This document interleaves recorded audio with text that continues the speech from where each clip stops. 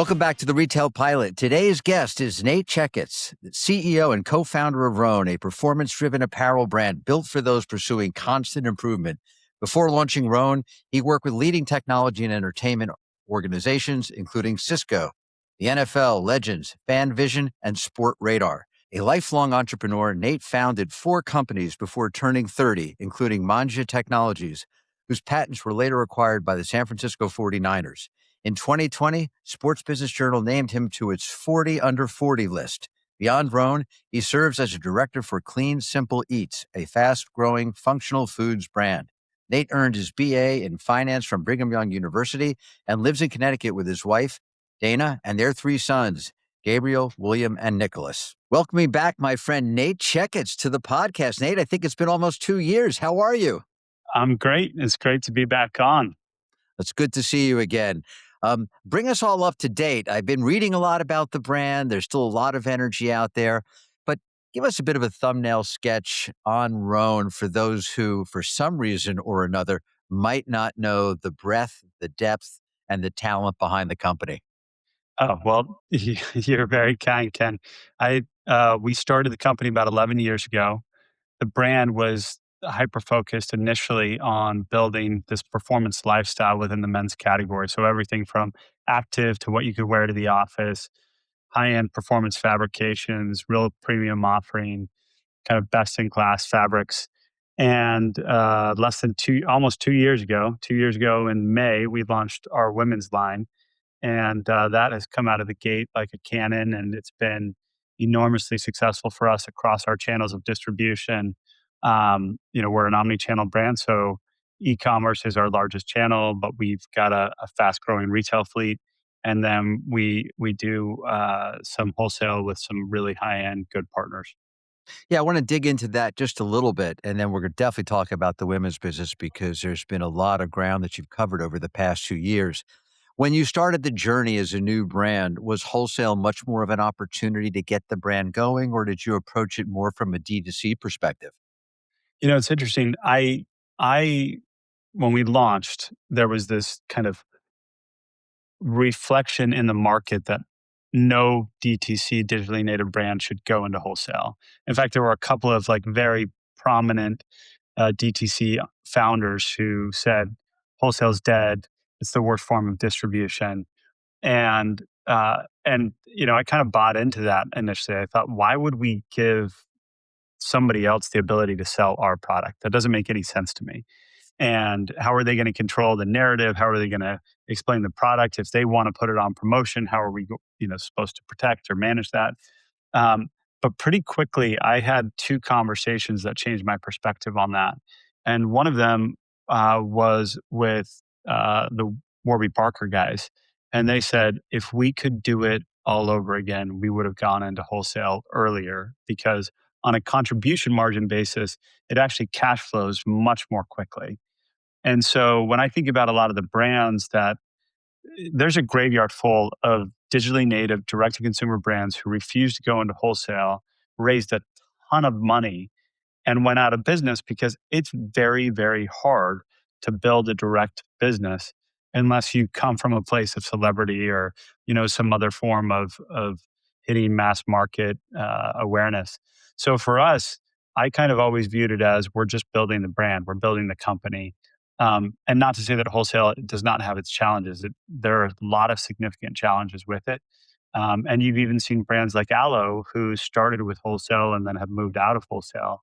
So I think there's a lot of different ways to do it. We're really grateful and proud of our wholesale partnerships, and it's something that we're working hard to make sure that the brand always shows up and represents us the way that we want it to. I totally think you're right about the importance of wholesale. Certainly from a profitability perspective, I've heard from many that when you look at wholesale, even versus D2C through online, that wholesale can actually be more profitable than an online business can be.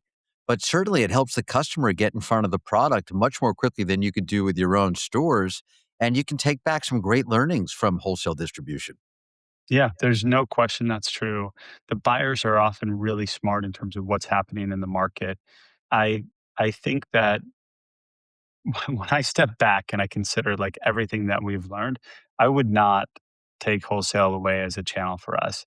The complexity around how you build your calendars, how you get in front of product, how you protect, the channels of distribution, those are skill sets that need to be developed internally. And there's a lot of different ways to get tripped up. But again, if you look at the brands that have had lasting power, very few of them have been direct only the entire time they've been in business. Agreed. Then there are some brands out there that are still trying to figure out, like that small brand Nike. I mean, look what happened there with being wholesale, then direct to the consumer, now back to wholesale and direct to the consumer. I They think gave it's an up a lot of important, shelf they did. space. That's gonna be very hard to get back. And they lost market share. These large incumbents have lost a lot of market share to somewhat disruptive entrants, and it's not because they simply stop selling. It's because they provided an opportunity. And then you have brands like Hoka and others who make a really great product and they just happen to get in front of the consumer. And the consumer all of a sudden said, wait a minute, I might like running in these better than I like running in my Nikes. I'm never going back. Yeah, well, that's a $49 billion business that's gotta figure it out, but anyway, Yeah. that's a conversation for another day. Let's talk a little bit about product. I know you're a product guy at heart, as am I, and we will get to the women's business in general because I wanna really get into that with you because that's super exciting to see how you've gone after that part of the business, but when you look at category growth inside of Rhone, what are the big engines right now? The core training? Is it running, commuter, golf, lounge? What are you leaning into and seeing the positive results from? We really try and tell this holistic story around outfitting you from morning until evening. And it didn't start out that way. We started as a purely active brand, as you know, and we started layering in additional categories. And, things have surprised us like commuter. We're running a massive commuter campaign right now. We were really the first to coin that term. We've had to protect it in the market because, as you can imagine, with the success of the line, there's been a lot of copycats in there. But we still think we have the absolute best product in the market. And so right now, thankfully, everything's working. The business is coming off our best ever year. We added almost 3x the volume to the business than we ever had in any prior year. And so every category is up, and we're seeing the ability to bring somebody in either in the active or the commuter or the lounge side of the business, and then convert them to the other categories, and that bodes well for the customer because you're able to drive this higher lifetime value and get them kind of locked into the ecosystem. Well, I can't remember the last time I got on a plane that I didn't throw on a pair of commuter pants. I love Yeah, them. They're my favorite. And I do other thank things you. outside of the air travel because they Yeah. do help me go from place to place. In such a crowded market with competitors out there like Lulu and Alo, Viore now, Nike on, how do you define Roan's lane in a sentence to the customer you care about most? Yeah, we're really hyper focused on what we call performance living. And I think when you consider the alternatives in the space, I think most of these brands tend to be hyper focused on single modalities. Lulu and Alo are really focused on yoga. And I think they've tried to branch out of that. We've kind of been heavily positioned that, we're about this whole person health. And so that, we talk a lot about mental health, but we talk about, this idea of whole person living, whole person health. And I think we're pretty differentiated in terms of what we actually do in that category. We give a lot back to mental health related initiatives. We hold mental health related events.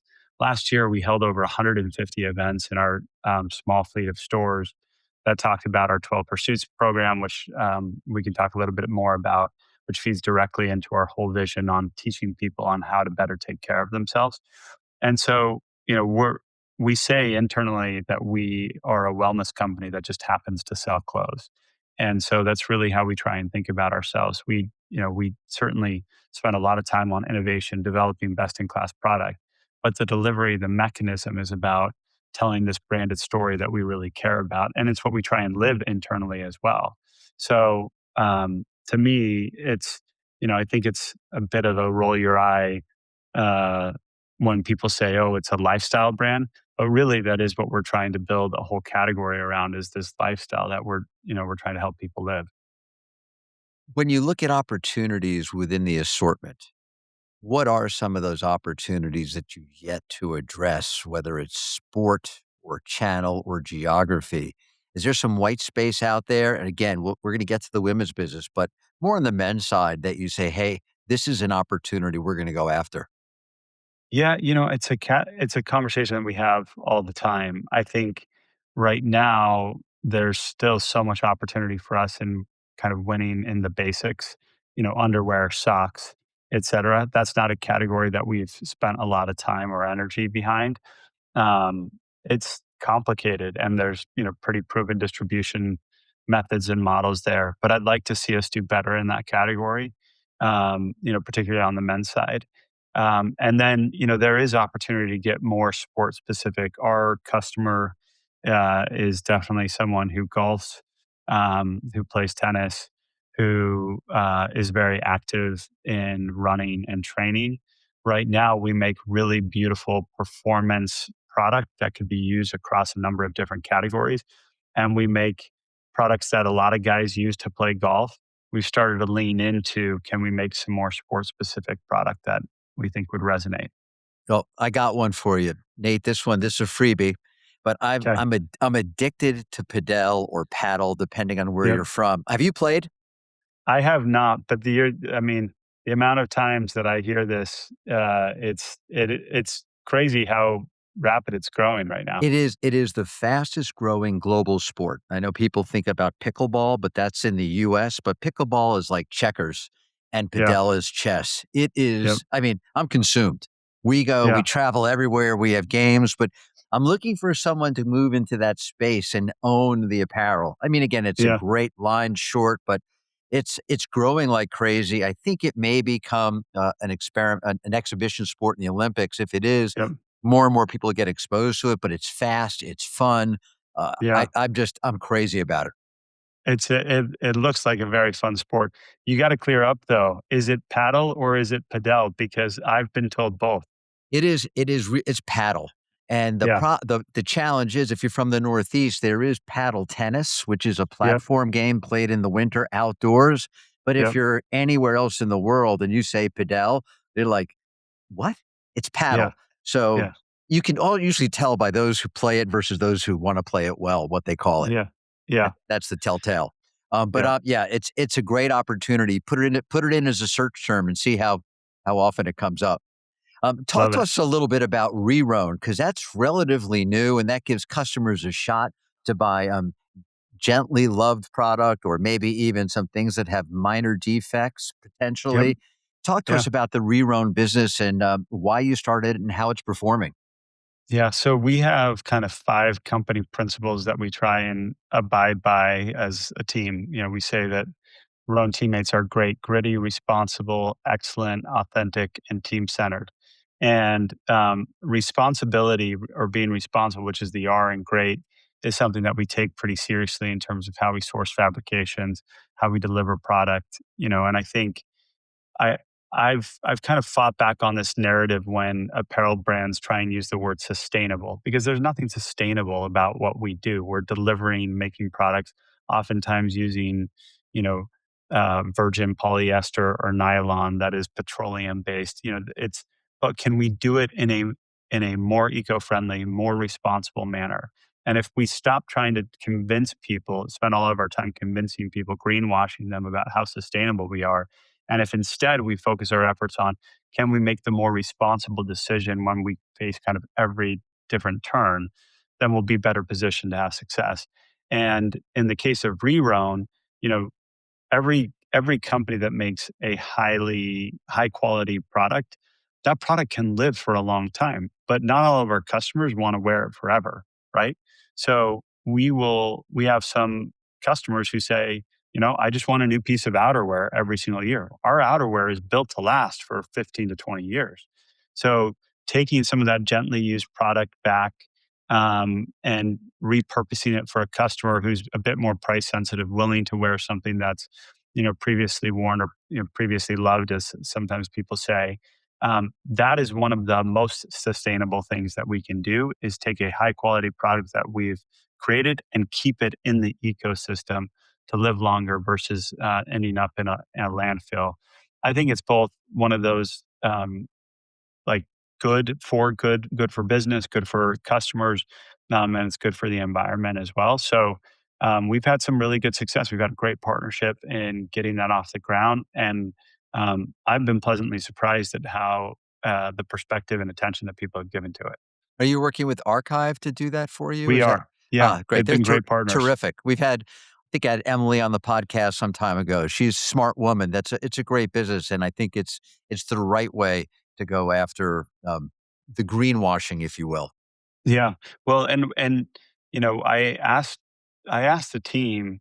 Um, why, because we got approached by kind of all the platforms in the space, and they said we can only do this with high quality products. There's a reason why you don't see some companies in there engaging in this kind of previously low space, and it's because the product doesn't last well or last long enough. We care about the quality. That's at the apex of all of our decision framework. So I think the brands that you see on there, they tend to be high quality uh, product that will last beyond maybe what the customer's desired life cycle is.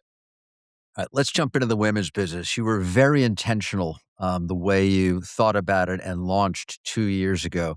Talk to us a little bit about the thought that went into it, the problem that you felt you were solving, and where the business is today. Yeah.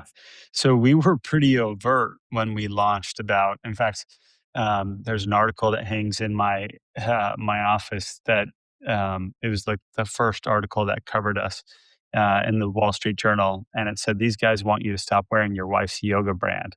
So we were pretty overt about being a masculine men's brand when we launched. And we were hyper focused on all of our innovation, everything going towards developing the highest quality men's product that we could in the market. All of our marketing spoke to men's mental health, men's community. And for years, for, you know, 5 or 7 years, we had people kind of saying, what would a women's line look like? And I fought it at every turn. And, ultimately what it came down to is a couple of things. One, we certainly felt like there was an opportunity to do something in our way. And the other thing that happened is 70% of our team was female. And when we started, it was like 5 guys in a room. And I'm looking around the room and we have 70% of our team as these amazing working moms, really smart, capable. And I thought to myself, it kills me that they can't wear the product that we're developing and selling. And so we kind of authorized the team to say, let's go spend some time and energy on this and let's think about how we would do it different than what's in the market.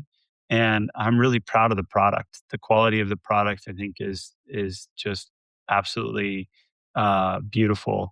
I think it fits so well with who our customer is.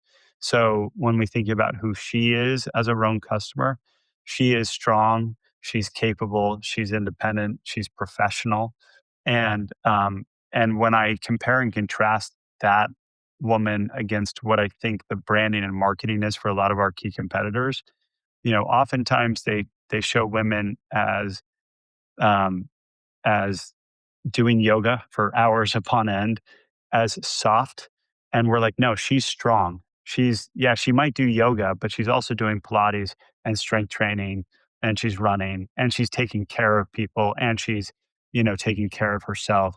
She is strong, independent. She's very New York. That's who our customer is. And so I am so proud of kind of this female community that's starting to develop in and around the product, who knows the brand, who knows the product. And in some cases, what we've heard is that, uh, my boyfriend's been wearing this for years, or my husband's been wearing this, and I was excited to try it because I love his fabrics.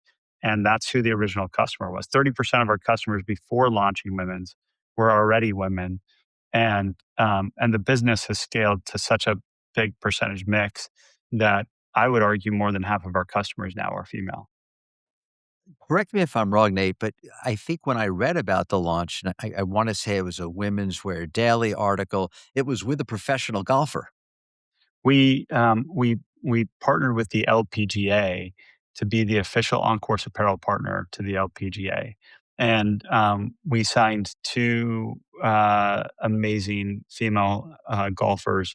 But in addition, we also went to every LPGA athlete, and many of whom do not have sponsorships, and we offered them product to be a sponsor to them. And the LPGA is an incredible organization, and when you compare and contrast the rights, opportunities, pay, it's just so far beneath what the PGA does. And so it provided us a great opportunity to be a partner with an organization that we believed in, that supported women's mental health, and is in line with who our customer is.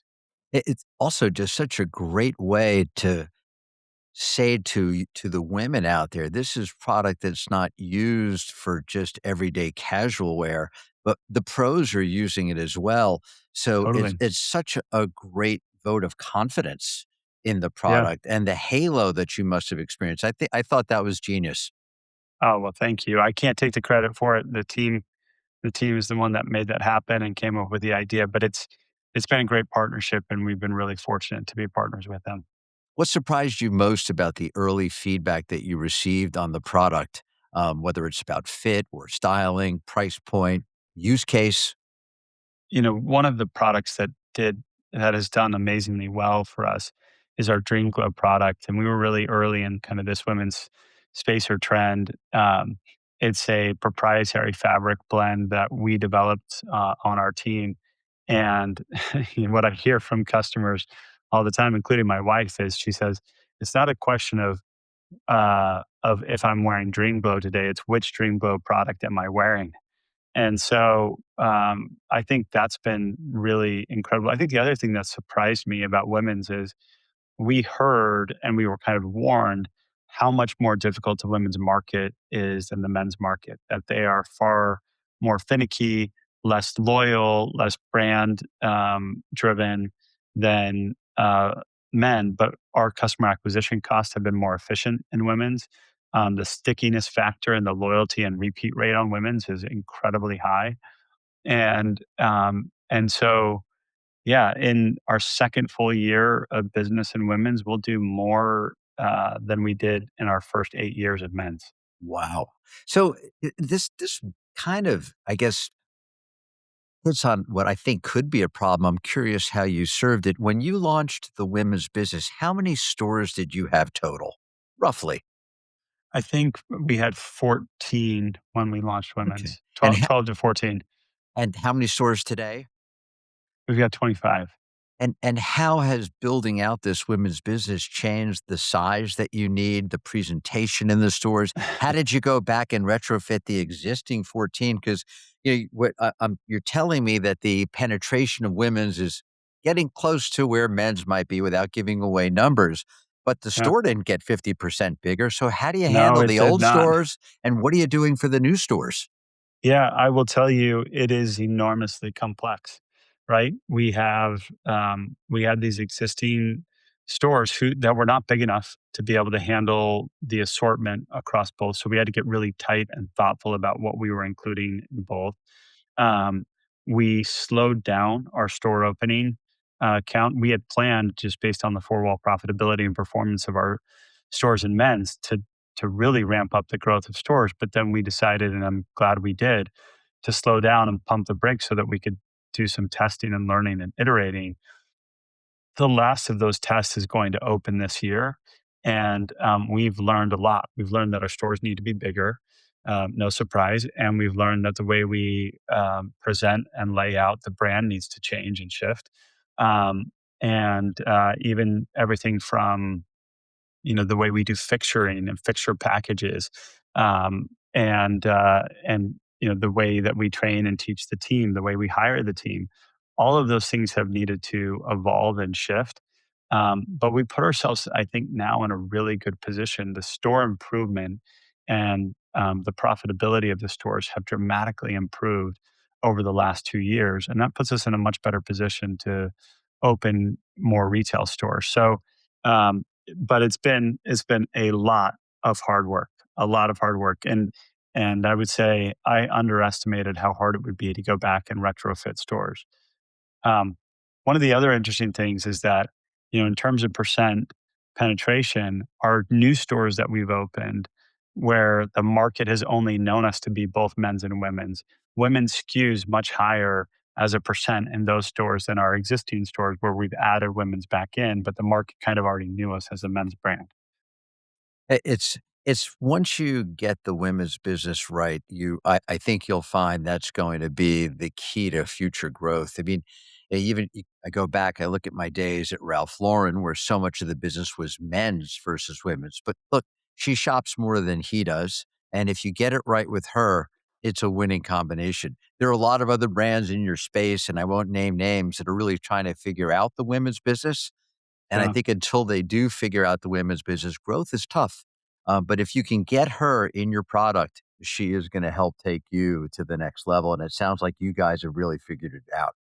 Well, I mean, I still think we've got work to do, but what I will say is that I've joked with people that it's like turns out women are great customers. I guess it's like, groundbreaking news. But I mean, it.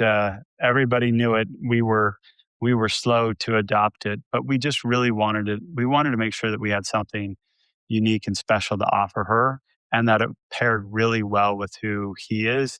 And again, I think we've done some. I think we've done some really good things. We got a lot of more work to do, but I'm really grateful. And I'll tell you, going back to part of the reason why we started it, it makes me so happy to walk into the office and to see our full team wearing one brand, right? Everybody here is dressed head to toe. They're just believers. They buy into the mission of what we're doing. They're going back to their families and their friends and they're telling, "Oh, you got to try this new product. It's so special. It's unique. It's soft. It's different." And and that's what I love. I love that. To me brings me so much joy to walk in and see, the women on our team, being able to participate in the product innovation and fabric details that we use. So one more question on this topic, and we'll move on. But if you're looking for that perfect size store going forward, what size store is on the Rhone radar? Yeah. I mean, I think in general, what we're seeing is that our prior stores were between 1,500 and 2,000 feet. The new stores need to be between 2,500 and 3,500 feet. All right. So if any of you real estate guys are listening out there and think you've got the right location for Nate, it better be between 25 and 3,500 square feet.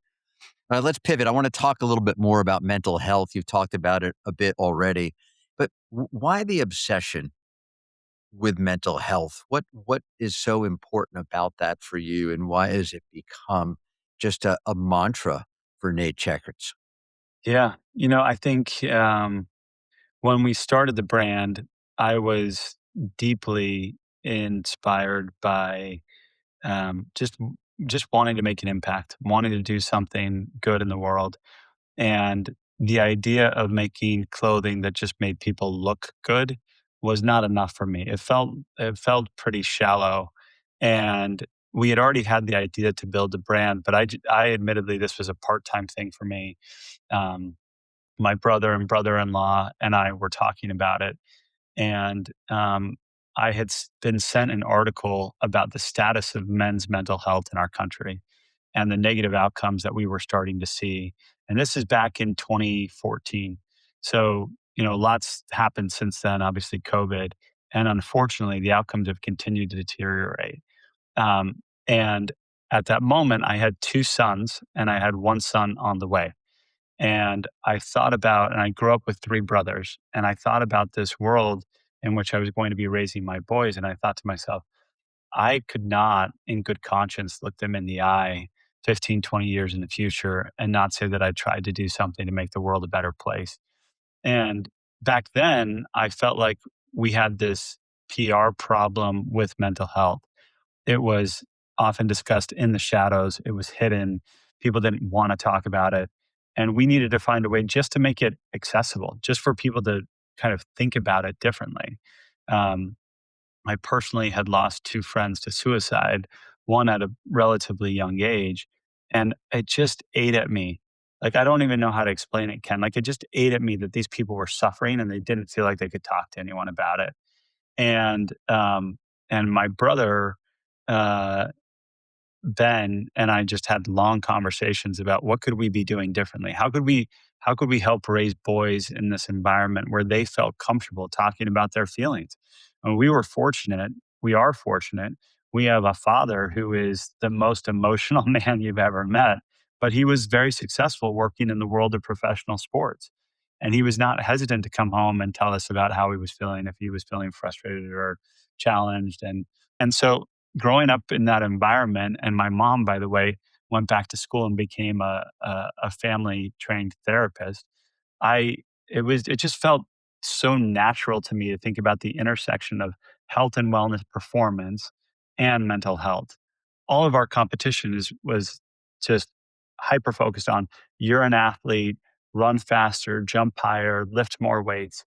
And for me, it was like, that's just one aspect of what we do. The rest of our day is focused on how we treat each other, how we engage as, as people. And I would say, even building this company, I have faced my fair share of mental health challenges and trying to, endure through the challenges of raising money, building a team, trying to grow the business. And what I've learned is that mental health is for everyone. Mental health does not mean mental illness. When you think about physical health, you think about exercise and diet and sleep. When we when we talk about mental health, now we want people to think about diet and exercise and sleep and social connectivity and gratitude and journaling and the things that you can do. And therefore, mental health becomes a hope filled conversation and not a hopelessness filled conversation. You mentioned your brother Ben. Just for those that don't know, Ben is a co-founder of Rhone Yep. as well and heads up the creative side of the business, Yep. and is probably also responsible for putting those cool little messages on Yep. the Rhone product that are very inspirational. That's right. We try and weave our brand message into everything that we do, into our stores, into our product.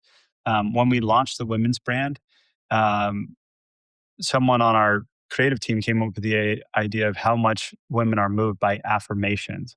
So, all of our initial men's product, we used really inspirational male icons as quotes. Everything from Winston Churchill to Louis Zamperini, the Olympic runner, covered in Unbroken, and really just cool, inspirational male icons. But when we launched women's, we went with these very powerful I am affirmation statements. I am strong, and I've heard from so many customers when they message, they're always like, I love the affirmations inside the product. And it's just that daily reminder, the things on the margin, our thoughts on the margin, they move the needle on how we feel and how we oftentimes make others feel. And so if our product can be this like small way to help positively impact your day, other than just being comfortable and fitting great and being made out of best in class fabric, that's a billboard opportunity that we shouldn't waste. And how do you take mental health when it comes to selecting celebrities or athletes or those you want to partner with? What component does that actually play in deciding who you select? Well, I'll tell you, we made some missteps on this early on, and we didn't prioritize it as much. And for example, with our MBA partnership, we had a couple early signings that I was like, actually, I'm not sure that these are the right folks. And then we shifted to signing two unbelievable athletes, Drew Holiday, Kevin Love. Kevin Love, who's been one of the most outspoken about his mental health, has the Kevin Love Foundation, and we've partnered with him and we've donated to that fund in a meaningful way, raised significant capital for that, and those are the right types of people for us. So it is the framework with which we now view everything. I think in the early days, it's easy as a founder or as an entrepreneur to make, kind of exceptions. And what we've learned is every time you make an exception, you then ask yourself, is this an exception? And so we've now kind of doubled down on no, this is the way we see the world. This is the brand framework. Everything needs to roll through this brand framework. I think Ralph Lauren's one of the best in the world at this. They are a brand led company. And I admire the way that they've built that business. And I think that's how we try and think about Rhone is we want to be a brand first, brand led company in every decision that we make. You mentioned earlier 12 Pursuits by Rhone. Talk to us a little bit more and how you've made it part of your culture and what it means to the people that work at Rhone. Yeah. So um, when I was 19, I got a book on Benjamin Franklin. And Benjamin Franklin was this really interesting caricature within, you know, the early foundation of America. Obviously, he had a big impact on, some of the early documents and, the founding of the University of Pennsylvania. But one of the things I did not know about him is he had this aspiration to become what he called the perfect man. And in order to do that, he wrote down 13 virtues that he said the perfect man would have. And these 13 virtues were things like charity and humility. And the reason why he came up with 13 had nothing to do with the 13 colonies or, that being a special number to him. It was because 13 went into 52 weeks equally 4 times. And his point was it's overwhelming to try and become more humble or more charitable at the same time. Instead, I want to focus and I want to read and study these virtues and try and espouse them over these 4 weeks. And at the end of those 4 weeks, I'll be able to build on them. And over time, if I keep doing this, I will become increasingly more like this idea of this perfect man. And I was so struck by this framework because it seems so unique to me in the way we think about personal development and self growth. And oftentimes, I think we live in a goal centered society, and it's a beautiful thing that people have goals and aspirations. And I think it's natural; it's a part of our human character to want to get better. But I think it's pretty overwhelming too. And so when we started talking about what is the how is it possible that as a country, our spend on health and wellness products have gone up into the right, like at an astronomical level? I don't have the numbers in front of me, but trillions of dollars spent on health and wellness related products, from exercise to supplementation to dieting tactics, et cetera. And yet, the health outcomes of our country are going in the opposite direction for a fully developed country. Our average lifespan is actually going down as a country. How crazy is that? And we talk so much about lifespan and health span and longevity now, and we have the best medical care in the world. Why is it that we are having negative health outcomes? And part of the reason that I believe is that we are not doing the foundational work well. So, taking care of our sleep, taking care of our basic nutrition, learning how to breathe, getting outside, expressing gratitude, spending time with friends. So, we started writing down and saying, what are kind of the pillars of health and wellness? And as we did that, I was reminded of this Benjamin Franklin system. And I thought to myself, what if instead of coming up with 4 weeks at a time, which is kind of a funky calendar challenge. We already have 12 months in the year. Let's assign each of these pillars to one calendar month at a time. And and then as a company, let's work on them together. Let's work on what it means to get outside, to spend time outdoors. We'll have a speaker come and talk to us about it. We'll have a book that we're going to read together as a company. And so we started that. Actually, when the idea first came about, Ben and I decided to do it with our own families. And I couldn't believe the results. All of a sudden, every month, someone in my family would take a different pillar and they would kind of, they got to be what we call the pursuit leader for that month. And so at the time, my 6 year old was like, he was in charge of hydration, which is one of the months. And he was checking in, how much water did you drink today, dad? And we'd like mark it in this chart. And still now, I think these values have stayed with them, and they can talk to you about what actually makes an impact on health and wellness. And then we did it with our company internally. And this year, for the first time ever, we brought it externally. in the form of a calendar and a journal. And going back to Rhone being a wellness company that happens to sell clothes, what if we could become a company that could actually impact the way you live and move and how you feel and how you interact with other people? That's where we want to go with this. And we've had a number of Fortune 500 companies reach out and say, could you provide this system to our team? And so that's the end goal. We want to keep growing that and building that into a platform. Are there 12 pursuits? Can someone find that on the Rhone site? Yep. So if you go to Rhone.com, on the upper right hand corner, there's a line that says mental fitness. And you can go in, you'll see the 12 pursuits there. You can actually download a free wall calendar. It's a giant calendar that you can have printed and you can put it right on your wall. And it gives you the ability to track the pursuits and the goals and the challenges. Starting next year, we'll have even more kind of engaged with that. And we're really excited about where this can go for us and how it can help us continue to build the brand that and what we want to stand for in the market. Well, I want to talk next about something that probably created plenty of mental angst for you and those that work on the team. But I want to talk a little bit about tariffs because Sure. that was Yeah. what happened pretty much a year ago. It hit everybody very hard, and companies have reacted differently. You've been vocal about tariffs and their impact on brands. At a high level, how have tariffs changed Roan's product cost equation over the last few years, really, but specifically over the last year where we saw the spike on tariffs across every country? Yeah. I mean, l- the simplest explanation that I've tried to give people is tariffs or taxes.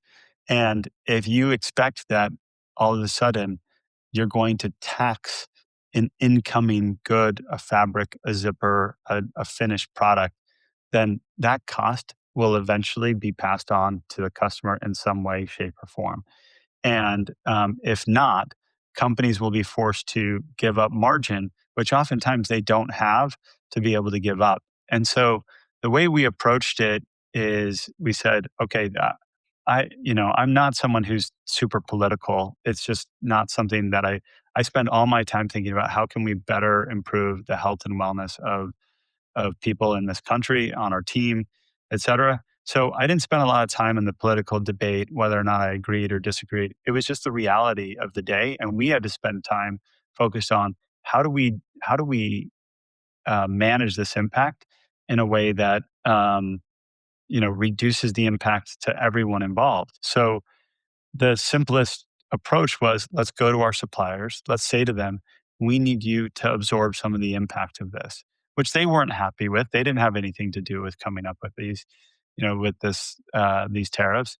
And then we had to go to our internal team. We said, what can we absorb from a margin basis across these products? And then we had to think about price. And in some cases, we did have to take prices up. But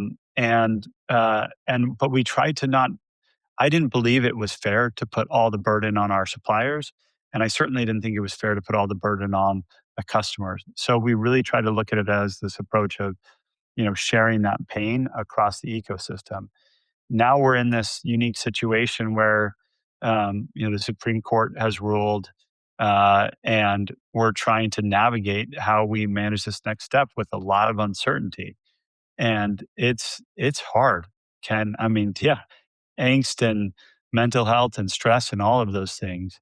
Um, I'll share a funny story with you.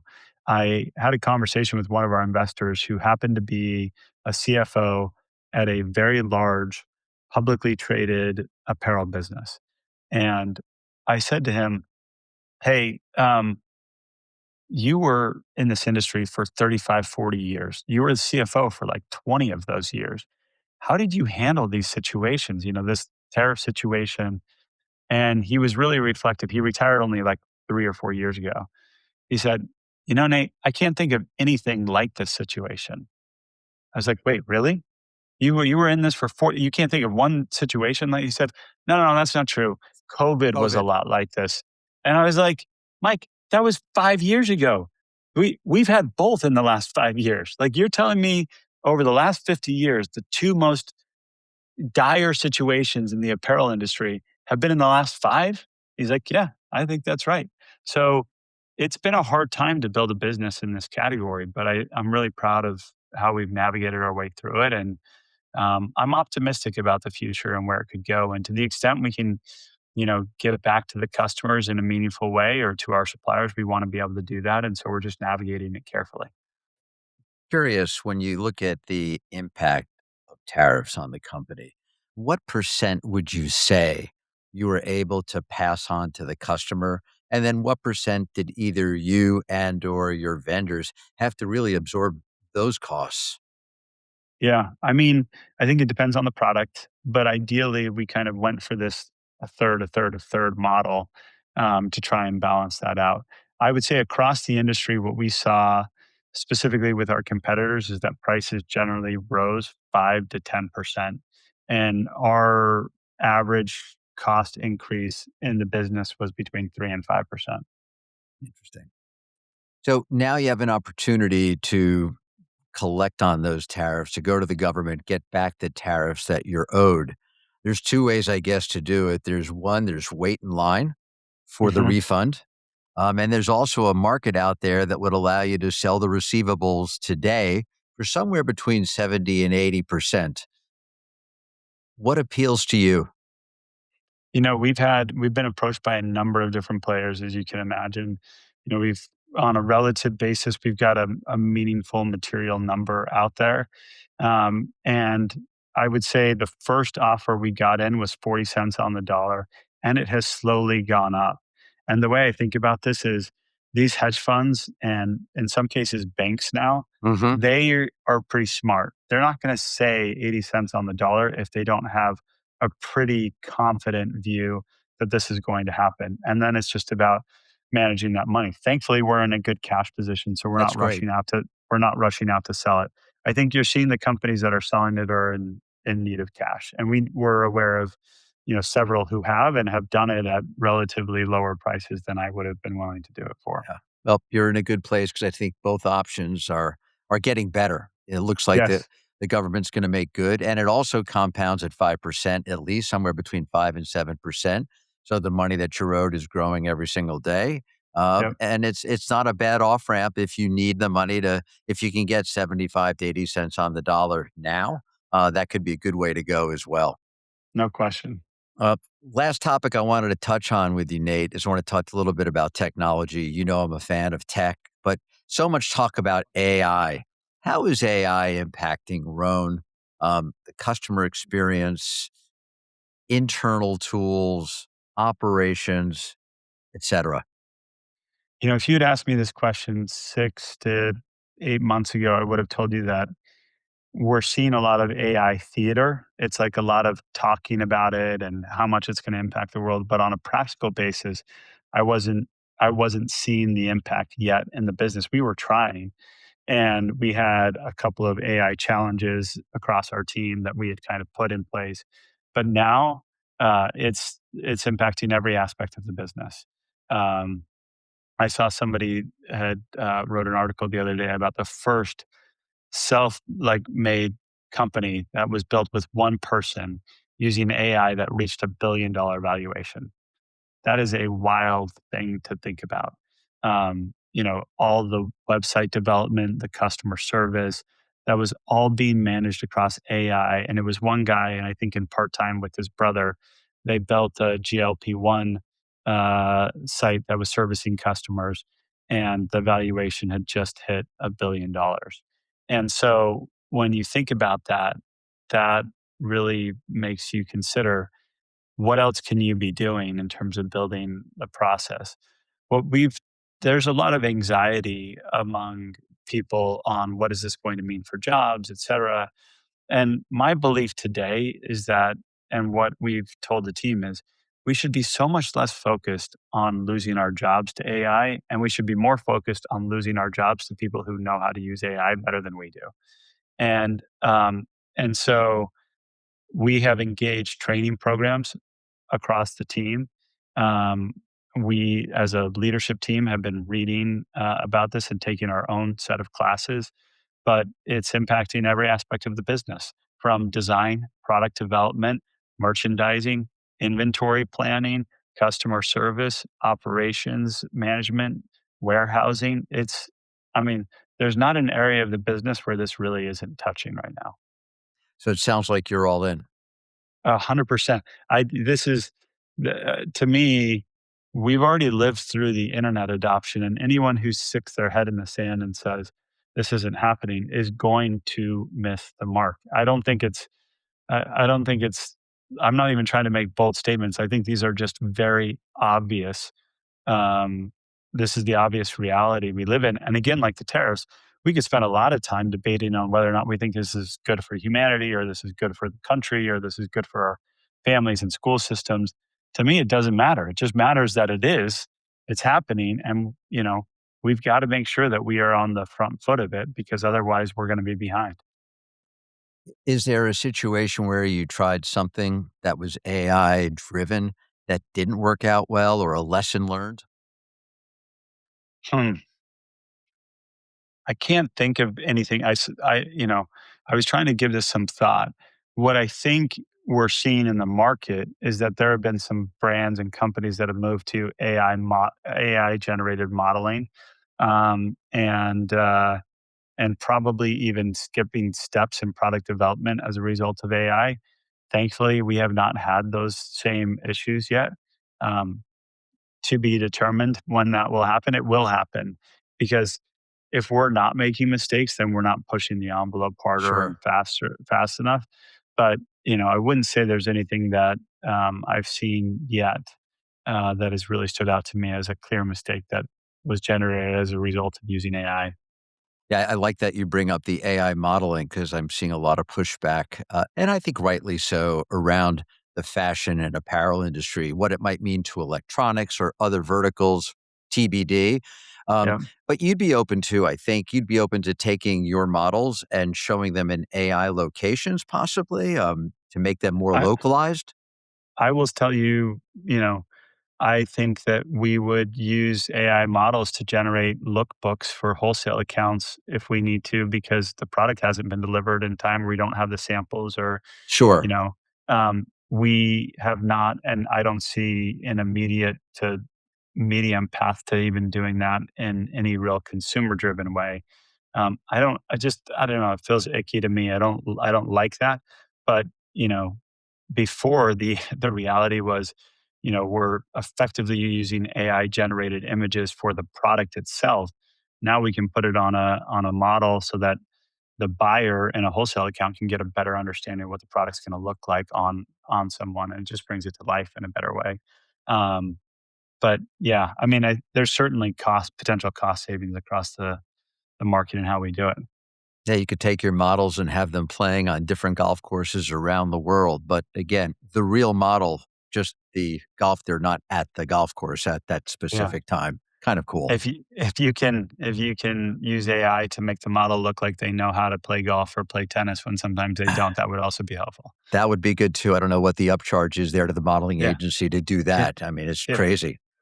All right, Yeah. let's wrap up with some rapid fire. Sure. Got some little offbeat questions, but I'm going to try them out on you, Nate. Who better than to do it than you?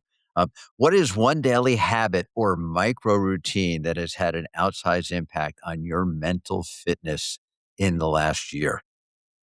I know this is not for everyone, but for me, it's prayer. It's like the first thing I do in the morning. It's just a way of grounding and centering me on make me realize that there's something so much bigger than myself, more important than usually my daily preoccupations. If you could instantly become a world class at any sport other than basketball or running, what would you pick? Hmm. World class at any sport. I'd probably pick soccer. It's the world's game. I love soccer. It's a great sport. And what's the best under $100 purchase you've made in the last 12 months? And I know that wouldn't be a ticket to any of the soccer games that are coming up because they're over Because then $100. none of them are under $100. That's for sure. Um, uh, Best product under $100. My wife got this unbelievable neck massager. I think maybe she spent less than $100, but it's our nighttime routine. We take turns using it, and while we're talking and catching up on the day. Yeah, I bought this from TikTok. No, Instagram. I bought this foot insert, this shoe insert called Steppers, Yeah. and I had like plantar fasciitis. My feet were killing me, Yeah. definitely from paddle. And I just saw the other day they were required by Crocs, but that was my Oh, wow. favorite under $100 purchase. That's a good Steppers. endorsement. I'll have to check it out. Yeah, Stepprs.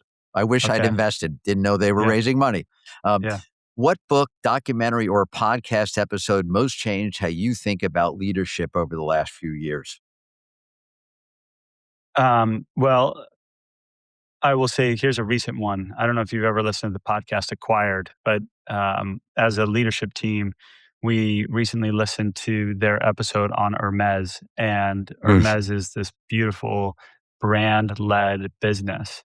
And I had always thought of Hermes as just another French luxury brand, similar to Louis Vuitton, when in reality, it's quite different. The way that they make decisions, the way that they train their people, the way that they think about the craftsmanship and quality of the product all centers in and around back to the Hermes brand.